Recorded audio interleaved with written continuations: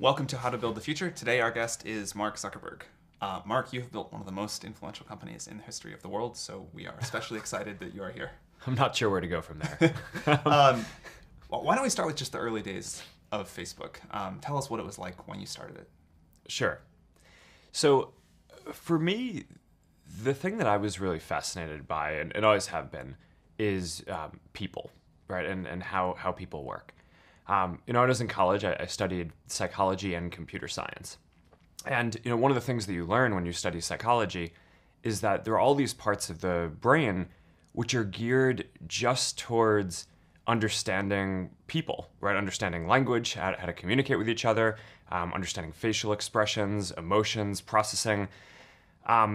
Yet when I looked out at the internet, right, in 2004, which is when I was getting started, you can find almost anything else that you wanted, right? You could find news, movies, music, reference materials.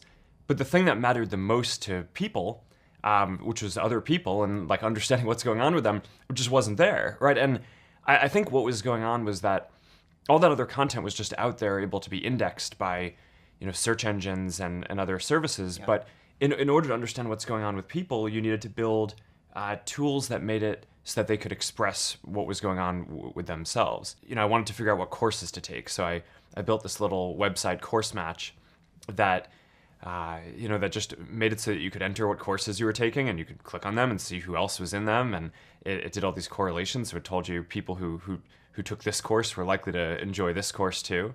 And the thing that just struck me from the beginning is, people would just spend hours clicking through here are the courses that people are taking, and wow, isn't it interesting that this person is interested in these things? And it was just text, right? There was nothing that was like super interesting there, but that just struck me as, people have this deep thirst to understand what's going on with those around them. And there were probably 10 other things like that I built when I was at Harvard before I actually got around to building the first version of Facebook that kind of added a lot of these things together. Did you think Facebook was going to be a company when you started? I built the first version of Facebook because it's something that my friends and I wanted to use at Harvard, a directory and a way to connect with the other people around us. And I didn't think at all that it was going to be a company. I remember very specifically the night that we launched the first version. I went out to get pizza with a couple of my friends who now work here. And I remember really clearly we were talking about how one day we thought that someone was going to build a community like this for the world, and that would be some company. But it clearly wasn't going to be us. I mean, it wasn't even. It didn't even occur. Yeah, no, I mean, it wasn't even an option that we considered that it might be us. I mean, we just weren't focused on building a company back then. We were just building something that we thought would be useful at our school. So as you look back, is there something that made Facebook different from the other projects that you had built that allowed it to turn into the company it is today?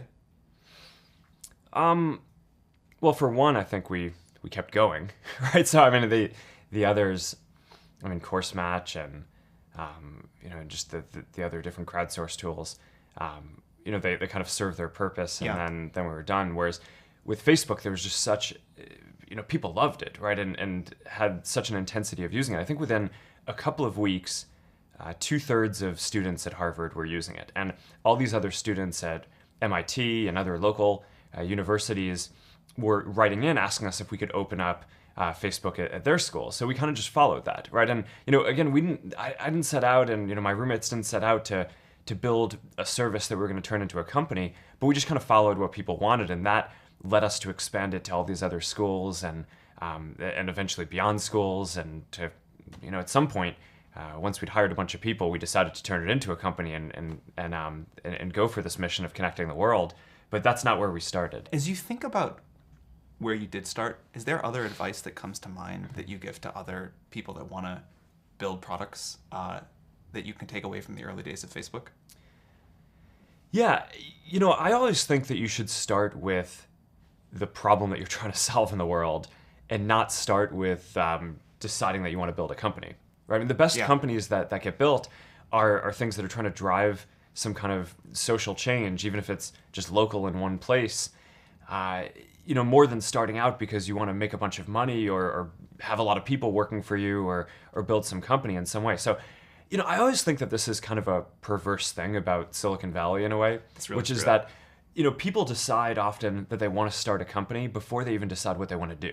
And that just feels really backwards to me. And, for anyone who's had the experience of actually building a company, you know that you go through some really hard things along the way. And I think part of what gets you through that is believing in what you're doing and knowing that what you're doing is really delivering a lot of value for people. And that's, I think, how the best companies end up getting made.